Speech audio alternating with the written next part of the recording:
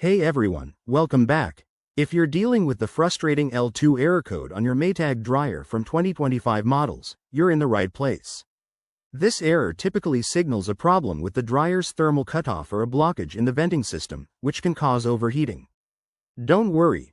I'll walk you through a simple fix step by step, so you can get your dryer up and running again quickly. First things first, safety is key. Always unplug your dryer from the wall outlet before starting any repairs to avoid electrical hazards. Got that? Great, let's dive in. Step 1. Check and clean the lint filter. Over time, lint buildup is a common culprit for the L2 error. Open the dryer door, remove the lint filter, and give it a thorough clean with a brush or vacuum. Make sure there are no clogs or debris. Once it's clean, pop it back in and plug the dryer back in to test if the error clears. If that doesn't do the trick, move on to step 2. Inspect the venting system. The L2 code often points to restricted airflow.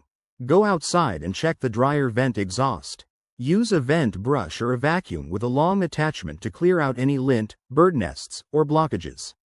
While you're at it, ensure the vent hose inside your laundry room isn't kinked or crushed. Proper ventilation is crucial for your dryer's safety and efficiency. Now, for step 3. If the error persists, you might need to check the thermal fuse. This is a bit more advanced, so if you're not comfortable, call a professional. Locate the thermal fuse, usually near the blower wheel or heating element, and use a multimeter to test for continuity. If it's blown, replace it with a compatible part from your local appliance store.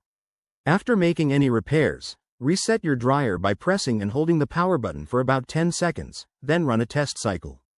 If everything checks out, you're good to go. Remember, regular maintenance like cleaning the lint filter every load and inspecting vents annually can prevent this error in the future. Thanks for watching, and if you found this helpful, hit that like button and subscribe for more DIY fixes. See you next time.